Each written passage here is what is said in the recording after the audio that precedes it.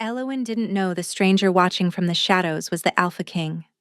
She didn't know he'd traveled 14 days to find her, driven by desperation and a dying brother's last hope.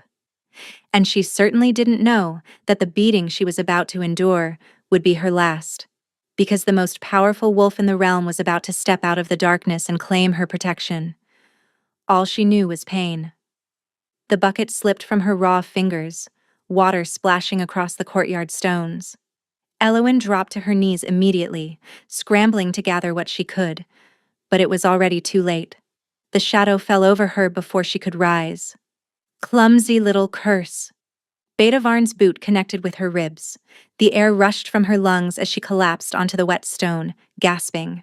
Around her, pack members continued their evening routines, feeding children, hanging laundry, sharpening blades. No one looked. No one ever looked. That water was for the Alpha's horses. Varn crouched beside her, gripping her hair and yanking her head back. His breath was sour with ale. "You know what happens when you waste resources, Sin Eater?" Elowen knew. 23 years of knowing had carved the answer into her bones. "I'm sorry," she whispered. "I'll fetch more. The second kick caught her shoulder, spinning her onto her back. The evening sky wheeled above her, purple and indifferent. She'd learned long ago not to cry out. Crying only made it last longer. "Your mother was a witch," Varn spat beside her head. "Cursed blood runs through your veins. The only reason we keep you alive is because you're useful." He grabbed her wrist, pressing his thumb into the fresh burn there, a wound she'd absorbed from the blacksmith's apprentice that morning. "Heal our pain, carry our sickness, and maybe we let you eat tonight. That's the deal, curse-bearer. That's all you're worth." Elowen closed her eyes. She'd heard these words so many times they'd lost their edges, worn smooth like river stones. Her mother had been executed when Elowen was 7, burned alive in the center of this very courtyard while the pack watched and cheered. They said Mirael had cursed the previous Alpha's son, made him sicken and die with her witch touch. They were wrong. Mirael had tried to save him, had absorbed his fever into her own body until it killed her from the inside. But the boy died anyway, and the pack needed someone to blame. Now they used Elowen the same way they'd used her mother. Every injury, every illness, every wound that was too painful or too slow to heal, they brought to her. She would place her hands on their flesh, and their suffering would become hers. She'd feel their broken bones knitting in her own body, their fevers burning through her blood, their cuts opening across her skin. And then they'd kick her for being a curse. Varn raised his hand again, and Elowen braced for impact. It never came. A grip like iron closed around Varn's wrist, stopping his fist mid-swing. Elowen's eyes flew open. A stranger stood behind the beta, tall, broad-shouldered, dressed in dark traveling clothes that were finer than anything she'd seen in Thornwick Pack. His face was half-shadowed by the dying light, but she could see his jaw, hard as carved granite, and his eyes. His eyes were the pale gold of winter sunrise, and they burned with barely contained fury. "I don't recall," the stranger said, his voice low and deadly calm. "This pack greeting visitors by beating women in their courtyard." Varn tried to wrench free but couldn't move. His face purpled with rage and something else. Fear, Elowen realized. She'd never seen Varn afraid of anything. "This isn't your concern, traveler." Varn's voice had lost its swagger. "Pack discipline is pack business." "Discipline." The stranger's lip curled. "Is that what you call it?" "She's a sin-eater, a curse-bearer. She's less than... She's a woman on the ground with blood on her face." The stranger released Varn's wrist with a shove that sent the beta stumbling backward. "And you're a coward who finds courage in cruelty." Silence rippled through the courtyard. The pack members who'd been studiously ignoring Elowen's beating now stood frozen, watching. Varn's hand moved toward the knife at his belt. "I wouldn't." The stranger's voice dropped to something almost soft, almost gentle, and somehow, that was more terrifying than shouting. "I truly wouldn't." He turned from Varn as if the beta no longer existed and crouched beside Elowen. Up close, his features were sharp and striking. High cheekbones, a nose that had been broken at least once, dark hair that fell across his forehead. But it was the way he looked at her that stole her breath. No disgust, no pity. Just steady, unwavering attention, as if she were the only person in the world worth seeing. "Can you stand?" he asked. Alawan blinked. No one had asked her that in years. They usually just told her to get up or dragged her where they needed her. Her voice cracked. "Yes." He offered his hand. She stared at it, certain this was a trick, a new kind of cruelty she hadn't yet learned to expect. "I don't bite," he said, and something flickered at the corner of his mouth. "Well, not unless asked." She took his hand. The moment their skin touched, something sparked through her. Warm, electric, completely unfamiliar. Her gift usually only showed her pain. But this felt like the opposite. Like sunlight after endless winter. The stranger's eyes widened slightly, and she knew he'd felt it too. Before either could speak, a voice cut across the courtyard like a blade. "Who the hell are you?" Alpha Draven emerged from the great hall, flanked by his personal guard.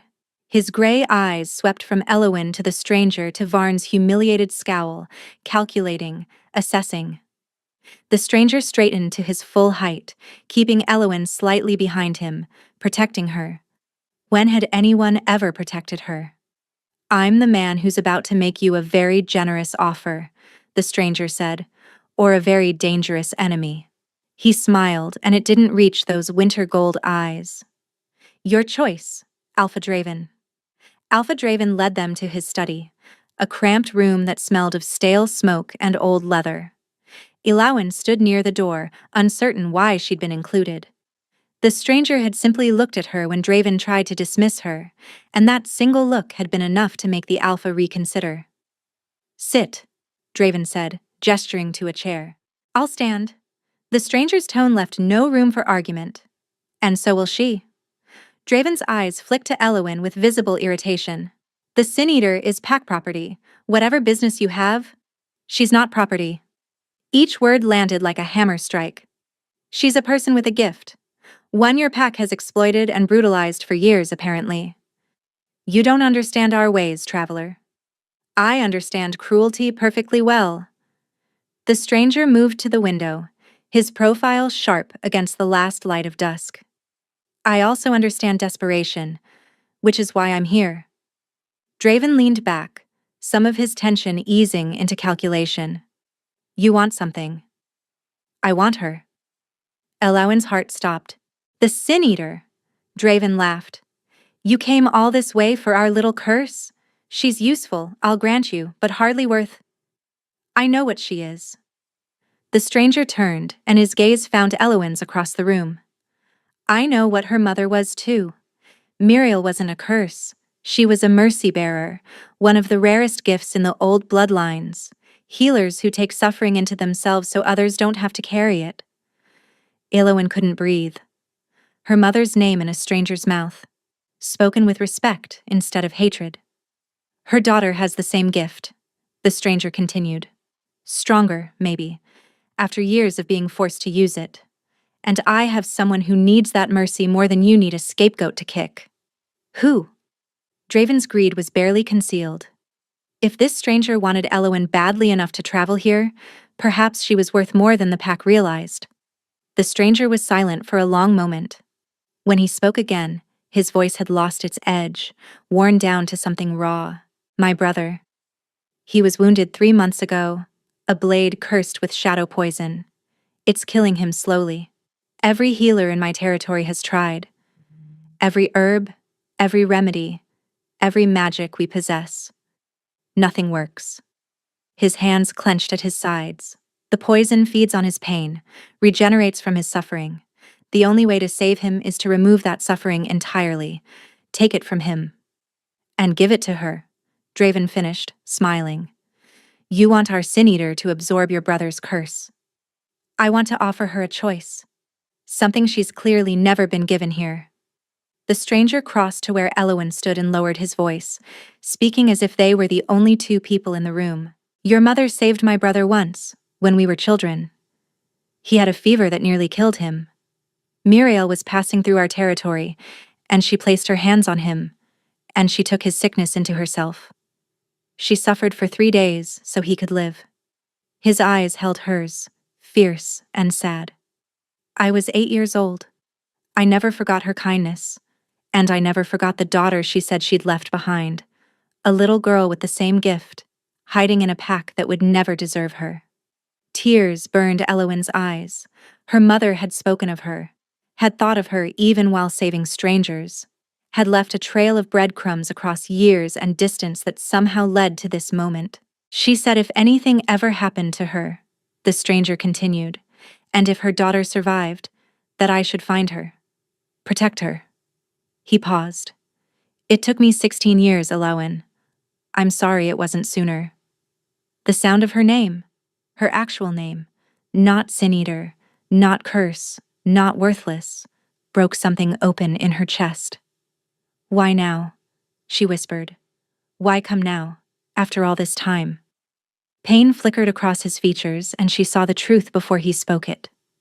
Because my brother is dying, and because I finally have enough power to keep the promise I made to your mother. His jaw tightened. I'm not going to pretend this isn't selfish. I need your gift, Elowin, but I'm not going to take it. I'm going to ask. He reached into his coat and withdrew something small, a folded piece of cloth, faded and worn. She asked me to give you this, if I ever found you. Elowin took it with trembling hands, unfolded it. A lock of dark hair tied with a red thread, her mother's hair. She would know the scent anywhere. Lavender and wood smoke, home and safety and everything she'd lost. The tears fell freely now, and she didn't try to stop them. Alpha Draven's voice shattered the moment. This is all very touching, but you haven't told me what you're offering in exchange for our pack's asset. The stranger turned, and his expression went cold again, all vulnerability locked away. I'm offering you the chance to name your price, he said. Gold, land, trading rights, whatever you want, or... He let the word hang. You can refuse, and I can tell you exactly who I am and why refusing would be the worst mistake of your miserable life. Draven's eyes narrowed. Who are you? The stranger smiled. It was not a kind smile. My name is Kalen Voss. The words landed like a thunderclap. Draven went pale, his arrogance crumbling. The Alpha King? He stammered. Of the Northern Realm? The same. Elowin's knees nearly buckled. The Alpha King. The wolf who ruled 12 territories, commanded 10,000 warriors, and answered to no one. Stories painted him as a ruthless conqueror, a cold strategist who'd united warring packs through equal parts diplomacy and bloodshed. They said he'd killed his own uncle to claim the throne. They said he showed no mercy. This man had just crouched in a muddy courtyard and asked if she could stand. Kalen watched Draven's mental calculations with visible contempt. I see you're reassessing my offer. Your Majesty. Draven's voice had turned oily. If I'd known who you were, I would have prepared a proper welcome. Please, let me arrange quarters, a meal. I'm not here for hospitality. Kalen cut him off. I'm here for her. Name your price or refuse. I don't have time for politics. Draven licked his lips. The Sin-Eater is valuable to us. Her gift serves the entire pack. To lose her would be what? Inconvenient? Kalen's tone could have frozen fire. Would you have to actually care for your wounded instead of dumping their pain on a woman you treat like refuse? She's dangerous. Draven tried. Her bloodline is cursed. Her mother killed. Her mother saved my brother's life, and I've spent 5 minutes in your pack and already watched your beta beat her for spilling water. Kalen stepped closer, and Draven shrank back despite himself. Don't speak to me of danger. The most dangerous thing in this room is my patience, and it's running out. Silence stretched taut as a bowstring. Finally, Draven spoke. 1,000 gold pieces, and favorable trading terms with the Northern Realm for the next decade. Done? Eloin's breath caught. 1,000 gold pieces was more than Thornwick earned in 5 years. He'd agreed without hesitation, without negotiation, as if she were worth any price. But Kaelin wasn't finished. There's one more condition. Name it, Your Majesty. Kaelin's eyes found allowance. She has to agree, freely, without coercion, without threats, without any pressure from you or your pack. He held her gaze. If she says no, I leave. The deal is void. No gold, no trade, no consequences to her. I'll find another way. Draven sputtered. But those are my terms. Kaelin didn't look away from Eloin. I won't take her against her will. I won't be another person who uses her without her consent. She chooses, or there's no deal. Something cracked in Eloin's chest. Her whole life, she'd been told what to do. Hold this injury. Carry this pain. Be grateful we let you live. No one had ever asked what she wanted. No one had ever given her a choice. Until now. What happens if I come with you? Her voice was steadier than she expected. You try to heal my brother. If you can't, I'll still pay your pack. And you'll be free to go wherever you want, with gold enough to start over anywhere in the realm. Kaelin paused. If you can save him, I'll owe you a debt beyond measure, and I pay my debts. How long would I be gone? However long it takes. Weeks, maybe? A month. I won't rush you or push you beyond what you can bear. Eloin thought about Thornwick, the courtyard where her mother burned, Varn's boots against her ribs, the endless cycle of pain that wasn't hers, carried in a body that was never allowed to heal. Then she thought about her mother's hair, warm against her palm, the lock she still clutched like a lifeline. Her mother had helped strangers, had suffered for people who could never repay her, had left behind a legacy of mercy in a world that showed her none. Maybe it was time for Eloin to do the same, but on her own terms. I have conditions too, she said. Kaelin's eyebrows rose, but he nodded. Name them. I want your word that I can leave whenever I choose, that I'm a guest, not a prisoner. You have it. I want no one to touch me without permission. No one uses my gift without my consent. Not your healers, not your court, not even you. Something warm kindled in those winter gold eyes. Agreed. And I want... Her voice faltered.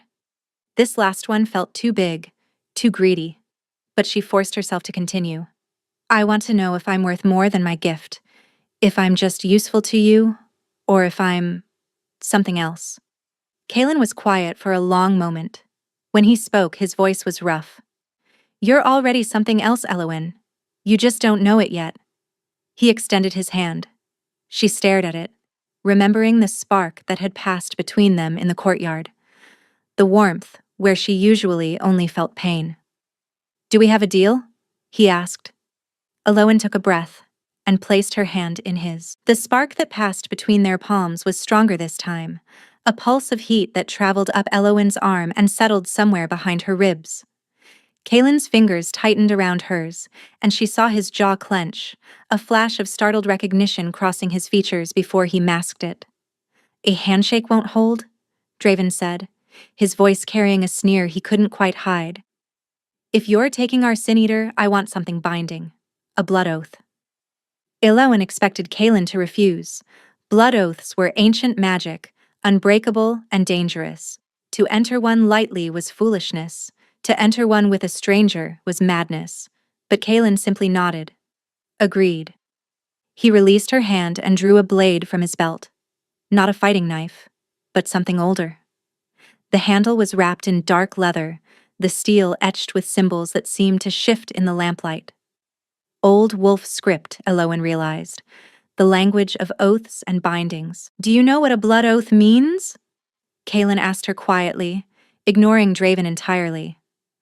Our blood mingles. Our promises become unbreakable. If either of us violates the terms, the magic extracts a price. Yes. His eyes held hers. Are you certain? No one had ever asked if she was certain about anything. Eloin swallowed hard. What are the exact terms? I swear to protect you for the duration of your stay in my territory. To honor your conditions, freedom to leave, consent for your gift, treatment as a guest, to pay your pack regardless of whether you succeed in healing my brother. He paused. And to release you when you choose to go, with no pursuit and no retaliation. And my oath? You swear to try. That's all. To attempt to heal my brother with your gift. Success isn't required, only effort. The imbalance struck her immediately. His oath bound him to a dozen specific promises. Hers asked only that she try. That's not equal, she said. No. The hard edges of his face gentled. It's not meant to be. Before she could respond, he drew the blade across his palm. Blood welled up, dark and gleaming. He offered the knife to her, handle first, and waited. Elowen took it. The weight felt right in her hand, balanced and sure. She pressed the edge to her own palm, wincing as it bit into flesh. The pain was nothing compared to what she carried daily, a small hurt, a chosen hurt. She reached for his hand. The moment their blood touched, the world went white. Not painful, overwhelming. Elowen felt the magic seal around them like a closing fist, binding their words into something unbreakable. But beneath that, wrapped through it like threads of gold in dark cloth, she felt something else. Recognition. Her wolf. The part of herself she'd learned to silence because Thornwick punished any hint of her beast, surged forward with a keening cry. Mine, it howled. Found. Finally found. She gasped, trying to pull back. But Kaelin's grip held firm. His eyes had gone wide, the winter gold blazing bright, and she knew with absolute certainty that he felt it too. Mate. The word echoed through her blood, through the bond that had nothing to do with oaths and everything to do with fate. Then the magic released them, and they stumbled apart, both breathing hard. Draven was watching with narrow eyes. It's done then. She's yours. She's not mine, Kaelin said roughly. She's her own. But his gaze lingered on Elowen, and she saw the question burning there. Did you feel that? She looked away first, pressing a cloth to her bleeding palm, her pulse racing beneath her skin. Neither of them spoke of what had passed between them. But as Kaelin led her out of Draven's study and into the cold night air, Elowen felt the new bond humming beneath her skin. The oath they'd spoken, yes, but also the other one. The one they hadn't chosen. The one that terrified her far more than any blood magic ever could. They rode through the night. Kaelin had brought 3 warriors with him, silent, efficient men who treated Elowen with a deference that made her deeply uncomfortable. One of them, a scarred wolf named Brennan, had offered her his cloak without a word when he noticed her shivering. She'd tried to refuse. He'd simply draped it over her shoulders and returned to his horse. No one in Thornwick had ever given her anything. The northern realm revealed itself slowly as dawn broke over the mountains. Elowen had heard stories, harsh winters, harsher people, a land of ice and iron where only the strong survived. She'd expected bleakness. Instead, she found beauty. Snow-capped peaks turned pink and gold in the rising sun. Forests of ancient pines stretched across valleys like dark green oceans. Rivers cut through the landscape, their waters so clear she could see stones glittering at the bottom. And everywhere, signs of life, smoke rising from distant villages, herds of elk moving across meadows, hawks circling overhead. It's not what you expected, Kaelin said, falling back to ride beside her. Elowen startled. He'd kept his distance since the blood oath, and she'd been grateful for the space. The bond, both bonds, felt too new, too raw. She needed time to understand what had happened. No, she admitted. I thought it would be colder. It is cold. You'll see when winter truly sets in. A ghost of a smile crossed his face. But there's warmth too if you know where to find it. They crested a ridge, and Elowen's breath caught. The castle rose from the mountain itself, all dark stone and sharp towers, its walls carved directly into the rock face. It should have looked forbidding. It should have looked like a fortress designed to keep enemies out and prisoners in. Instead, smoke curled from a dozen chimneys. Gardens terraced down the mountainside, green even in the cold. And as they approached, Elowen saw people moving through the courtyards, not with the tense efficiency of fear, but with the easy rhythm of home. Valdris Keep, Kaelin said. My family has held it for 12 generations. It's beautiful. He glanced at her, something unreadable in his expression. I hoped you'd think so. They crossed a bridge over a gorge that dropped into mist and shadow. Guards at the gate straightened when they saw Kaelin, but their greetings were warm, familiar. One of them, a young woman with braided red hair, actually grinned. You found her then? I found her. Kaelin swung down from his horse and moved to help Elowen dismount. His hands were careful at her waist, lingering only a moment before releasing her. Mira, this is Elowen. She's our guest. See that everyone knows she's to be treated with the same respect they'd show me. Mira's eyebrows rose, but she nodded without question. Yes, Your Majesty. Inside the keep, the contradictions multiplied. The corridors were lined with tapestries depicting hunts and battles, but also gardens and celebrations. Fireplaces blazed in every room, filling the air with warmth and the scent of cedar. Servants nodded respectfully as they passed, and none of them flinched or averted their eyes from Elowen. She wasn't sure what to do with that. In Thornwick, people looked through her like she was made of glass. Here, they looked at her like she was real. A woman met them at the top of a winding staircase. Older, with silver streaks in her dark hair and kind eyes set in a weathered face. You must be exhausted, she said to Elowen, her voice warm. I'm Sorsha, head of household. Your rooms are prepared, and there's hot water waiting. You'll want to rest before... She trailed off, glancing at Kaelin. Before you meet my brother. He finished quietly. Yes. Take whatever time you need, Elowen. There's no rush. But there was. She could see it in the shadows under his eyes, the tension in his shoulders. His brother was dying. Every hour mattered. I'd like to see him, she said. Now, if possible. Kaelin studied her for a long moment. You're certain? You've been traveling all night. You should eat. Sleep. I've worked through worse.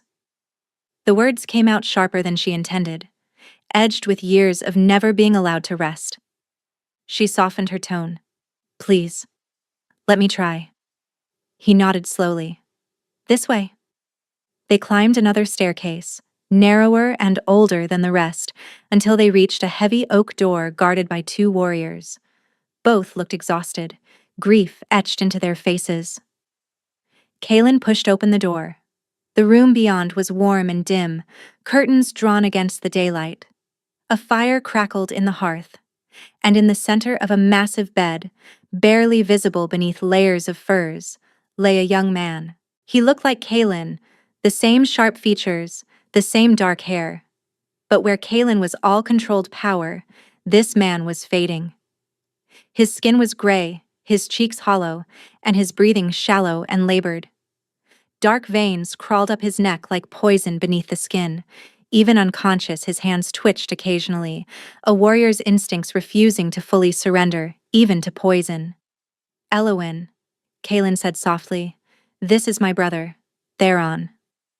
She approached the bed slowly, her gift already reaching out, sensing.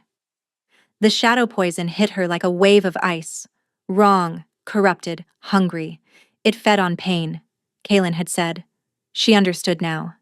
It wasn't just killing Theron, it was devouring him. Can you help him? Kaelin's voice was rough with hope he was trying not to show. Elowen placed her hand on Theron's forehead, and the world shattered. Pain exploded through Elowen's body.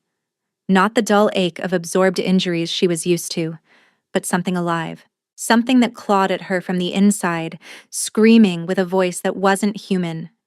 She saw flashes, images burning through her mind faster than she could process, a blade glinting in torchlight. Theron fighting, outnumbered. a figure in a dark cloak driving the cursed sword into his side, and a voice, familiar somehow, dripping with satisfaction, saying, "The king's beloved brother, this will break him." Eowyn wrenched her hand back with a gasp, stumbling away from the bed. Kaelin caught her before she fell, his arms strong and steady around her. "Eowyn, Eowyn, look at me." She forced her eyes to focus. His face swam into view, tight with concern. "What happened? What did you see?" "I—" She struggled to find words. Her gift had never done that before. Shown her memories, visions of the past. She absorbed pain, not images. But the shadow poison was different. It carried something else inside it. Intent. "The poison," she managed. "It's not just killing him, it's been crafted, designed. Someone made it specifically for him." Kaelin's expression hardened. "We suspected as much. The blade that wounded him was no ordinary weapon." "No, you don't understand." Eowyn gripped his arms, steadying herself. "The visions showed me the attack. I saw it through Theron's eyes. I saw the person who stabbed him.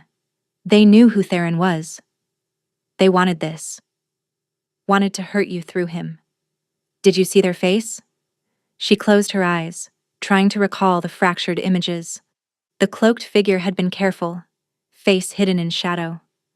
But there had been something. A sigil on the cloak's clasp, glimpsed for just a moment. "A serpent," she said slowly, "coiled around a dagger. Silver on black." Kaelin went very still. "You recognize it," Eowyn said. It wasn't a question. "Yes." His voice was carefully controlled, but she felt the tension radiating from him. "It's the crest of House Valis, one of the oldest families in the Northern Realm." He released her gently, stepping back to pace toward the window. "Lord Soren Valis sits on my council. He was my father's closest friend. He held me at my naming ceremony."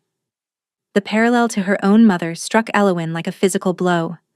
Another trusted figure. Another betrayal hiding in plain sight. "Could you be wrong?" she asked quietly. "Could someone else have used the crest?" "It's possible." But his tone said he didn't believe it.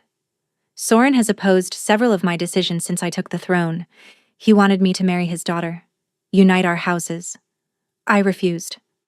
Kaelin's hands clenched at his sides. He smiled and said he understood. Said he supported my choice. "And then your brother was attacked." 3 weeks later. Eowyn looked back at Theron, still and gray against the pillows. The shadow poison pulsed beneath his skin like a living thing, feeding on his suffering, growing stronger with each passing hour. "I can help him," she said, "but it won't be quick. The poison it's not just physical. It's tied to whoever created it. To their hatred." She met Kaelin's eyes. "If I absorb it, I'll feel everything. Every bit of malice they poured into that blade." "No." The word was immediate, fierce. "I won't ask you to suffer that." "You're not asking. I'm offering." Eowyn straightened, drawing on reserves she didn't know she had. "But I need to do it in stages, a little at a time. If I try to take it all at once, it might kill me. Then we do it your way. Whatever you need. Rest, food, anything. You'll have it." She nodded, then hesitated. "There's something else. When I touched him, I didn't just feel the poison. I felt fragments, memories. Not just from the attack, but from other moments too. Happy ones, sad ones." She struggled to explain. "My gift has never worked that way before. I only absorb pain. But with him, with that poison, it's like I'm seeing pieces of his life." And beneath the pulling, she felt something else, a pressure building in her palms, as if the pain wanted to flow back the way it came. She pushed the sensation aside. She didn't know what it meant. Not yet. Kaelin was quiet for a moment. "The shadow poison feeds on suffering. Perhaps your gift is doing the opposite, drawing out what isn't suffering, giving him relief by taking the memories that hurt." It made a strange kind of sense. Elowen had always been a vessel for others' pain. Maybe now she was becoming something more. "I'll need to touch him again," she said. "Regularly. Each session will weaken the poison a little more. But Kaelin..." She bit her lip. "If Lord Valus is truly behind this, he'll know. He'll realize what I'm doing. That I'm a threat to whatever plan he has. Let him." Kaelin's voice dropped to something dangerous. "If Soren Valus wants to harm you, he'll have to go through me. Through my entire guard. Through everyone in this keep who's already heard what you're willing to do for Theron. You can't watch me every moment." "No." He moved closer, and the air between them seemed to thicken. "But I can make sure you're never alone. Never vulnerable. Never within reach of anyone who might wish you harm." Elowen should have argued. Should have insisted she could take care of herself. She'd been doing it for 23 years after all. But the exhaustion was hitting her now. The vision's aftermath leaving her hollowed out and shaking. "Okay," she whispered. Kaelin's expression shifted, the hard edges softening into something tender. He reached out, slowly enough that she could pull away, and tucked a strand of hair behind her ear. The touch was feather-light, almost reverent. "Thank you," he said quietly, "for trying, for being willing to suffer for someone you've never met. Your brother seems worth saving." "He is." A pause. "But that's not why you're doing it, is it?" Elowen thought about her mother, about mercy given freely even when it cost everything, about the legacy she'd spent 16 years running from and was only now beginning to understand. "No," she admitted. "It's not." Kaelin didn't ask her to explain. He simply nodded, as if her answer had confirmed something he already knew. "Rest now. Sorsha will show you to your rooms. We'll begin again tomorrow, when you're stronger." He glanced at his brother one more time, grief and hope warring in his eyes. "And Elowen, whatever happens, whatever you discover in those visions, you can trust me. I need you to know that." She wanted to believe him, wanted it more than she'd wanted anything in years. But trust was a luxury she'd never been able to afford. "I'll try," she said. It was the most honest answer she could give. 5 days passed in a rhythm Elowen had never known.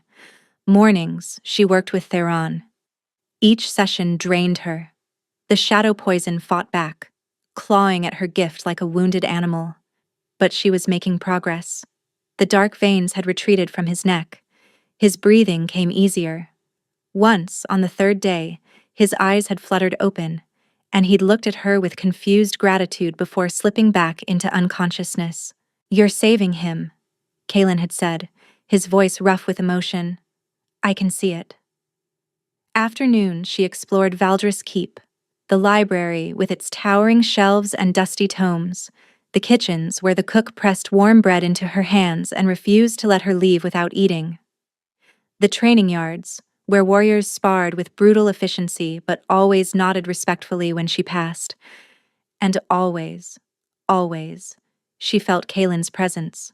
Not hovering, not suffocating, just there. A steady warmth at the edge of her awareness, the mate bond humming between them like a plucked string. They hadn't spoken of it. The blood oath, yes. Theron's progress, constantly. But the other bond, the one that made her skin prickle whenever he entered a room, that sent sparks through her blood when their hands accidentally brushed, that remained unaddressed. Until the 5th night. Elowen couldn't sleep. The latest vision had been worse than the others. Not just Theron's memories, but glimpses of Lord Valus himself. His cold smile, his calculating eyes, the satisfaction in his voice as he'd watched the poisoned blade sink home. She found herself on the battlements without quite meaning to go there, wrapped in a borrowed cloak, staring out at the moonlit mountains. "You should be resting." She didn't turn at Kaelin's voice. She'd felt him approaching, the bond alerting her to his presence like a second heartbeat. "Couldn't sleep," she said. "The visions stay with me sometimes." He moved to stand beside her, close enough that she could feel his warmth through the cold air. "What did you see tonight?" "Valus." His face when he ordered the attack. She shivered. He hates you. Not just politically, personally. It's like a poison of its own, eating at him. We were friends once, or I thought we were. Kalen's voice was heavy. When I was young, he taught me to ride, to hunt. My father trusted him completely. A pause. I think that's what made the betrayal possible. We never saw him as a threat because we loved him. Love makes us blind. Yes. He turned to look at her, and the moonlight caught his features, softening the sharp edges. It also makes us brave. Elowen's heart stuttered. Kalen. I know we agreed not to discuss it. His voice dropped low. The bond. What happened during the oath? I've been trying to respect your space, give you time to adjust to everything. But Elowen? He exhaled slowly. I feel you. All the time. When you're tired, when you're scared, when you're in pain from absorbing my brother's suffering. It's like you're under my skin, and I don't want to, get you out. She should step back, should remind him of her conditions, her freedom, the fact that she'd be leaving when this was over. Instead, she said, I feel you too. His breath caught. You do? When you're worried about Theron, when you're angry about Valus, when you're... She stopped, heat rising to her cheeks. When I'm what? When you're watching me, she whispered, and trying not to. Kalen made a sound low in his throat. Not quite a laugh, not quite a groan. I'm doing a terrible job of it, apparently. Terrible, she agreed, but she was smiling now, and so was he. He reached for her slowly, giving her time to retreat. His fingers brushed her jaw, tilted her face up toward his. I'm not going to kiss you, he said roughly, unless you want me to. Unless you're certain. Because once I start, Elowen, I don't think I'll be able to stop wanting you. Her whole life, she'd been told what she was worth. Cursed. Useful. Expendable. No one had ever looked at her like Kalen was looking at her now, like she was precious and powerful and worth waiting for. I'm certain, she breathed. He kissed her. It wasn't gentle. It was desperate. Hungry. Years of loneliness pouring out of both of them at once. His hand slid into her hair, angling her head back as he deepened the kiss. She grabbed fistfuls of his shirt, pulling him closer, closer until there was no space between them at all. The mate bond sang. When they finally broke apart, both gasping, Kalen pressed his forehead to hers. I'm falling for you, he said quietly. I know it's too fast. I know you might leave when Theron is healed, but I need you to know, this isn't just the bond, this is me, choosing you. Tears burned her eyes. I don't know if I can be what you need. A queen, a mate, someone who belongs in this world. You already belong. His thumb traced her cheekbone. You just don't believe it yet. Ask me again, she said, echoing words she didn't know she'd been holding. When this is over, when Valus is dealt with, and Theron is well, and I've had time to breathe. Ask me to stay, and I'll give you an answer.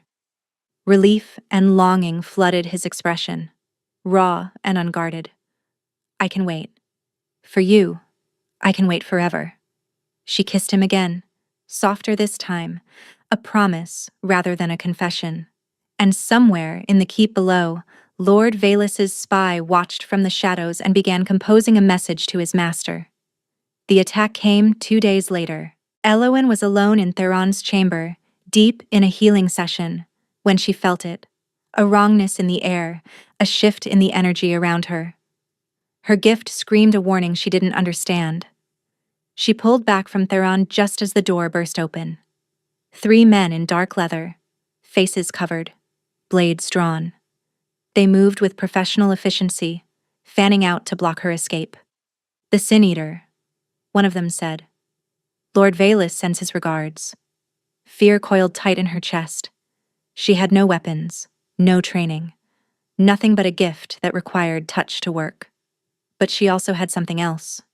The mate bond flared, bright and urgent, and she felt Kalen's awareness snap toward her like a compass finding north.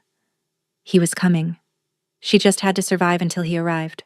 You don't want to do this, she said, backing toward the bed where Theron lay unconscious. The Alpha King will kill you. The Alpha King will be dead by morning. The lead assassin advanced. Valus is moving tonight. The castle will fall, and you'll be the first casualty. Dread clawed at her throat, not just for herself, for Kaelin, for Theron, for everyone in Valdris Keep who'd shown her kindness. The assassin lunged. Elawan dodged barely, his blade slicing through the air where her throat had been. She grabbed the only thing within reach, a heavy candlestick, and swung with all her strength. It connected with the side of his head. He staggered, cursing, blood streaming down his face. The second assassin came at her from the left. She couldn't evade in time, but she didn't have to. A hand shot out from the bed, grabbing the assassin's wrist and twisting sharply. Bones cracked. The man screamed. Theron. His eyes were open, blazing with fever-bright fury, his body moving on pure instinct even as the shadow poison still pulsed through his veins. Get away, he rasped, from my brother's mate. The third assassin hesitated, a fatal mistake. The door exploded inward, and Kaelin was there, sword already swinging, his face a mask of lethal rage. The fight was over in seconds. When the last assassin fell, Kaelin crossed the room in 3 strides and pulled Elawan into his arms. Are you hurt? His hands ran over her, checking for wounds. Did they touch you? I'm fine. I'm fine. But she was shaking, adrenaline and terror crashing through her system. Kaelin, they said Valus is moving tonight. He's coming for you. I know. His jaw tightened. My guards intercepted a messenger an hour ago. Valus has gathered his forces. He plans to take the keep by dawn. Then we need to run. Hide. Something. No. Kaelin's eyes met hers and she saw the king beneath the man. Cold. Calculating. Ready for war. We end this tonight. From the bed, Theron spoke, his voice weak but determined. I'm coming with you. You can barely stand. I stood well enough to save your mate. Theron pushed himself upright, swaying but stubborn. Valus poisoned me. I want to watch him fall. Kaelin looked between his brother and Elawan, something complicated moving across his face. Elawan stays here, he said finally. Protected. Hidden. I won't risk her in battle. No. The word surprised her as much as him. I'm not hiding while people die for me. Not again. This isn't your fight. It became my fight the moment I touched your brother and saw Valus's face. She stepped closer, gripping his arms. I can help. My gift.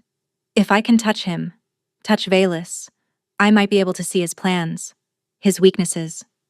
It's too dangerous. Everything is dangerous. She held his gaze. You promised I'd have a choice. This is my choice. Kaelin stared at her for a long moment. Then slowly, he nodded. Together then? He said. All of us. They met Valus's forces in the Great Hall. The traitor had gathered 30 men, loyal soldiers from his own territory, mercenaries bought with promises of gold and power. They'd infiltrated the keep through servant passages, overwhelming the night watch before the alarm could sound. But Kaelin had been ready. His warriors poured in from every entrance, outnumbering Valus's forces 2-1. Steel clashed against steel, the air filled with shouts and the copper scent of blood. Elawan stayed close to Theron, who fought despite his weakness, each movement costing him visibly. She watched for Valus, searching the chaos for the serpent's sigil. There. He stood near the great fireplace, directing his men with cold precision, a sword in one hand and a cruel smile on his face. When his eyes found Elawan across the hall, his smile widened. The Sin Eater, he called. I should have killed you the moment you arrived, but I thought you might be useful. A bargaining chip, perhaps. I see now I underestimated you. You underestimated a lot of things. Kaelin's voice cut through the din. He stepped forward, his warriors parting to let him pass. Blood streaked his face, none of it his own. Surrender, Sorin. It's over. Is it? Valus raised his hand. A dozen crossbows emerged from the shadows above, archers hidden in the rafters, their bolts aimed directly at Kaelin. "I've spent 20 years planning this," Valus said. "Did you think I wouldn't have contingencies?" The hall went still. Even the fighting paused, both sides frozen in a deadly tableau. "Drop your sword," Valus continued. "Kneel before me, and I might let your brother live. The Sin-Eater, too, if she behaves." Elowin's mind raced. She could see Kaelin calculating, weighing options. If he surrendered, Valus would kill them all anyway. If he fought, the crossbows would cut him down. Unless someone changed the equation. She moved before she could talk herself out of it. "Lord Valus." She stepped forward, hands raised in apparent surrender. "You want me? I'll come willingly. Just let the others go." "Elowin, no," Kaelin started. "Quiet." Valus's eyes gleamed with triumph. "The Sin-Eater offers herself. How touching." He gestured her forward. "Come then. Let's see what secrets you're hiding." She walked toward him slowly, each step deliberate. The crossbows tracked Kaelin, not her. No one considered her a threat. That was their mistake. When she was close enough to touch, Valus grabbed her arm roughly. The moment their skin connected, she struck.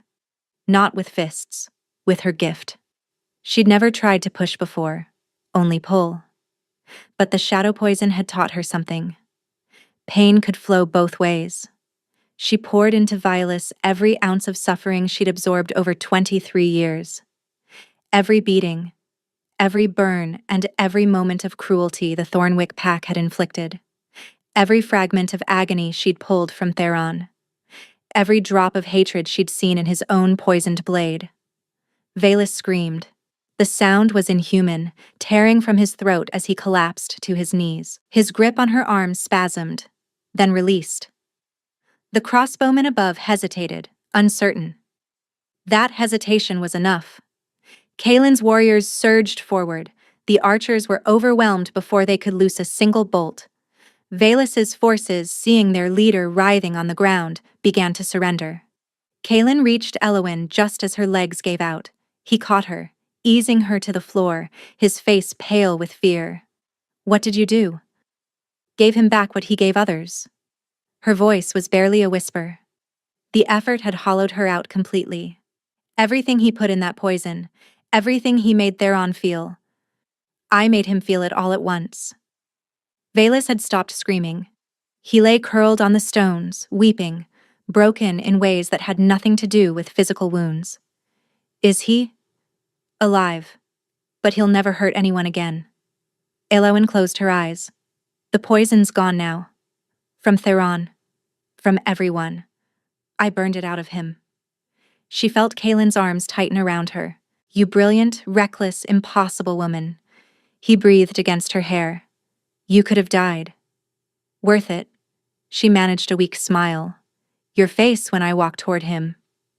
"Was the worst moment of my life? Then I guess we're even." He laughed, a broken sound that was half sob, and held her closer. Around them, the great hall slowly returned to order. The dead were counted. The wounded were tended. Valus was dragged away in chains, destined for a trial he would not survive. And Elowin, cradled in the arms of the Alpha King, finally let herself rest. 3 weeks later, Theron stood on his own 2 feet for the first time in months. The shadow poison was truly gone, burned away by Elowin's sacrifice. Color had returned to his cheeks. Strength had returned to his limbs. He'd taken to following Elowin around the keep, calling her "little sister" in a way that made her blush, and Kaelin roll his eyes. "He's insufferable when he's healthy," Kaelin complained one evening, but his smile betrayed him. He'd never looked happier. Valus's trial had been swift and decisive. The evidence was overwhelming. Letters, witnesses, the testimony of his own men seeking mercy. The council had sentenced him to death, and Kaelin had carried out the execution himself. "For my brother," he'd said. "For everyone he hurt." Elowin hadn't attended. She'd seen enough of Valus's cruelty in her visions. She didn't need to see him die. Now, standing on the battlements where they'd first kissed, she watched the sunset paint the mountains in shades of gold and rose.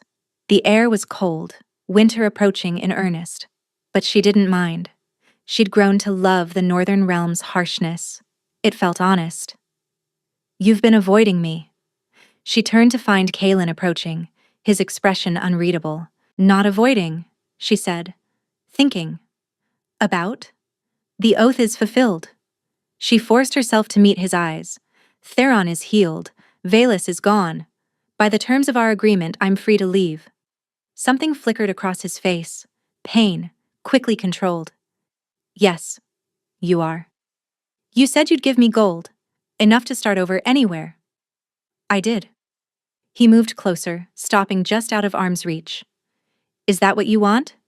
To start over somewhere else?" The question hung between them. Elewen thought about Thornwick, the courtyard where her mother burned, the life she'd fled from. She could never go back there. Wouldn't want to, even if she could. But she also thought about Valdris Keep, the library where she'd spent hours reading, the kitchens where the cook still pressed warm bread into her hands, the training yards where warriors nodded with respect, the chamber where she'd saved a dying man and discovered her gift was more than she'd ever known. And she thought about Kalen, his patience, his fierce protectiveness, the way he looked at her like she was worth everything. "I had a life before I came here," she said slowly. "It wasn't much of a life, but it was mine. I knew my place in it. I knew what to expect. And now? Now I don't know anything." She took a breath. "Except that when I imagine leaving, when I imagine going somewhere you're not, it feels like cutting off a limb." His entire face transformed.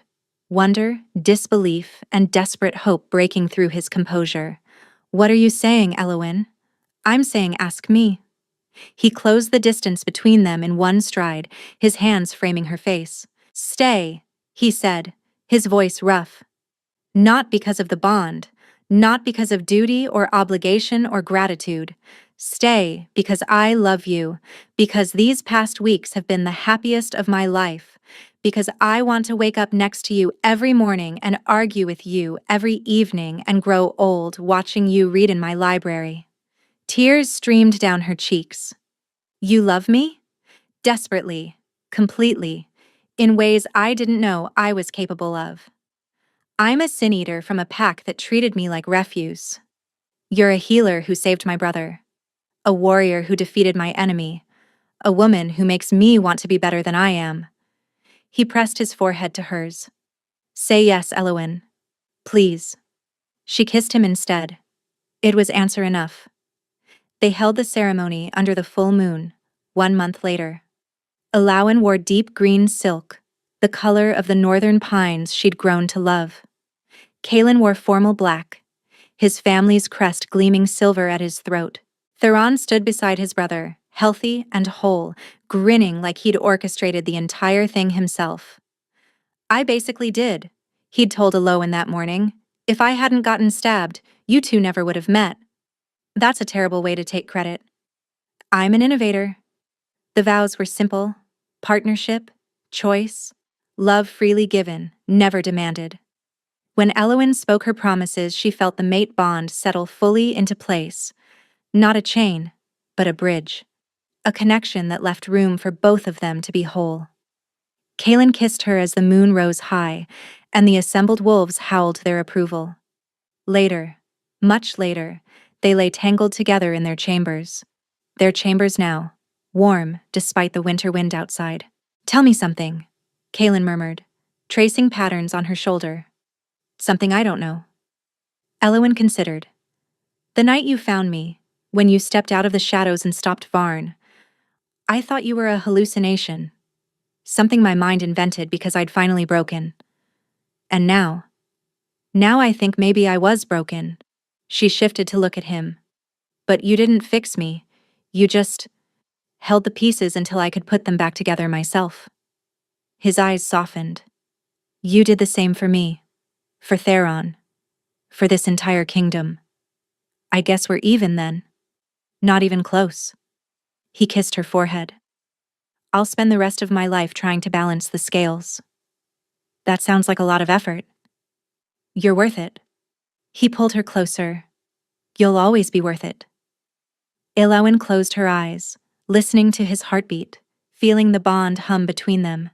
She thought about the woman she'd been, beaten, broken, convinced she deserved nothing but pain. That woman wouldn't recognize her now, wouldn't believe this was possible. But it was. All of it. And for the first time in her 23 years, Elowyn let herself believe she deserved to be happy. Where are you listening from? Drop a comment below. I love connecting with you. And if this story touched your heart, please subscribe. It's free, and it helps more people find these tales.